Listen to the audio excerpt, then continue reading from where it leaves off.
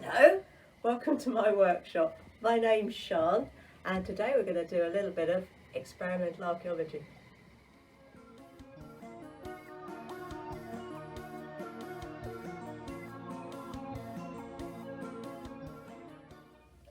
What I thought we'd make today is something called a penannular brooch.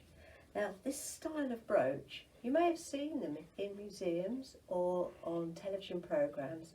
This style of brooch we find in a lot of old digs, a lot of archaeological digs going back to the Roman times, Anglo-Saxon times, and it's a very simple design.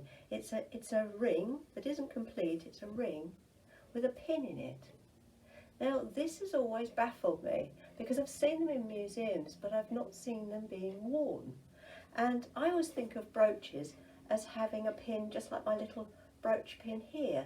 It's a hinged pin and it has a different piece of metal, a piece of sprung steel, and it goes into a hook just here, and that's how it holds it on. So I thought, using my coppersmithing skills, I've been a coppersmith for the last 30 years, and being part of the University of Sheffield, being part of the Archaeology department, would it be fun to make a brooch and find out how it works. We're going to make our brooch out of copper, which is one of the earliest metals known to humans. My piece of copper are bits of quite thick wire. I've got a longish bit, which is going to be the brooch, and I've got a shortish bit, which is going to be the pin. Now the thing is with copper is that in order to bend it, you have to heat it up first. The molecules in metal are quite tightly held together. And if you add energy or heat on the hearth, it relaxes those molecules and makes it more bendy, so you can actually bend the metal when it's being heated. And unlike iron, which needs to stay hot while you're hammering it for it to bend, anything that's non-ferrous, which means anything that isn't iron, like copper, even when you've heated it up and it's cooled down, you can still bend it. So in order to start working my pieces of copper, I'm going to go and heat them up on the hearth in a moment, let them cool down and then start hammering them. First of all, before I do that, I'm just going to get myself safe and ready to go. I'm tying back my hair, I'm going to get my gloves, and I'm going to get my ear defenders ready, and I'll see you in a moment.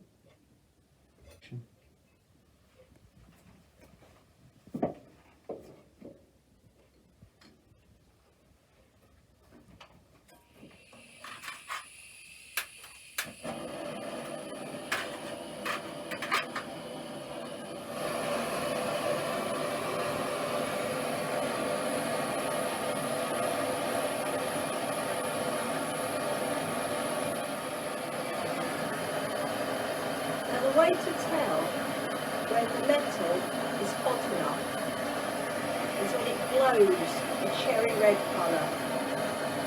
Then you know it's got to the right temperature.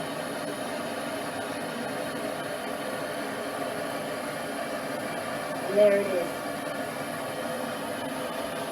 Pretty much the right temperature there.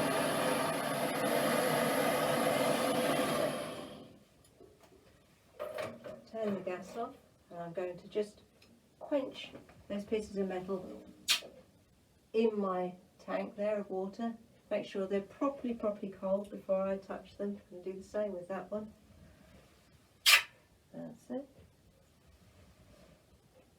And we'll go over to the bench and start baking. Right, so the first thing I'm going to do is taper the ends of my piece of copper that I want to be the main body of the brooch. I'm going to do that because I'm going to be twisting some spiral decorations a little bit later on.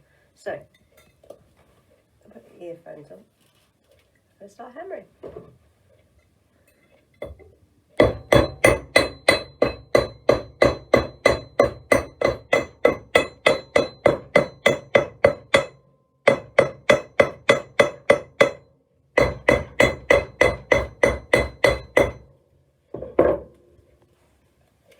The ends of the copper was quite soft for me to hammer because it had been annealed, because it had been softened by the energy put in by the heat. But now that I've been hammering it, it's pushed those molecules back together. It's called tempering the metal. So if I'm going to carry on working without it cracking, I'm now going to have to go back to the hearth and just reheat it again to soften it up.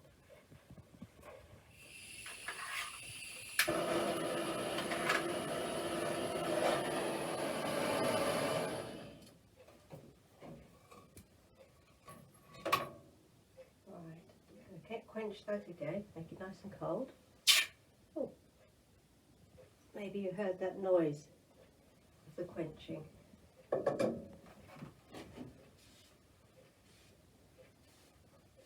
going to do a bit more hammering. Right.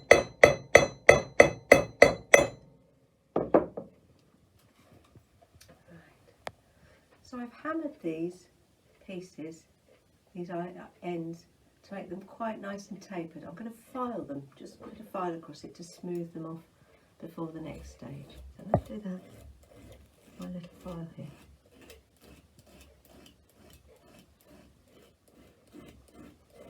You can see the colour of the metal, of the copper, coming up as I take the surface layer off with my file. I'm actually taking off the oxidised layer, the bit that interacted with the heat from the fire, the copper oxide. So I take that off, back down to pure copper underneath. That lovely, shiny, shiny metal. There we go, let's do the other side too. That's it. I'm going to heat it up again. Now, obviously I've got a hearth with nice propane gas.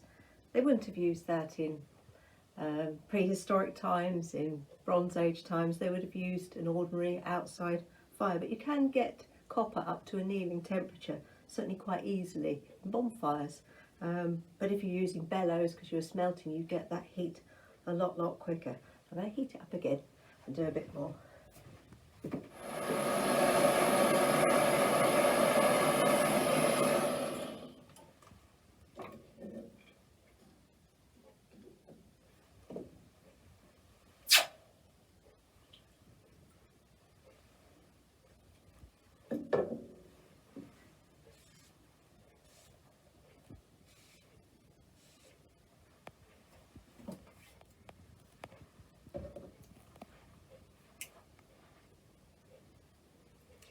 Now the next thing I'm going to do is put a little fancy twist on the ends. I'm going to do a little spiral one way.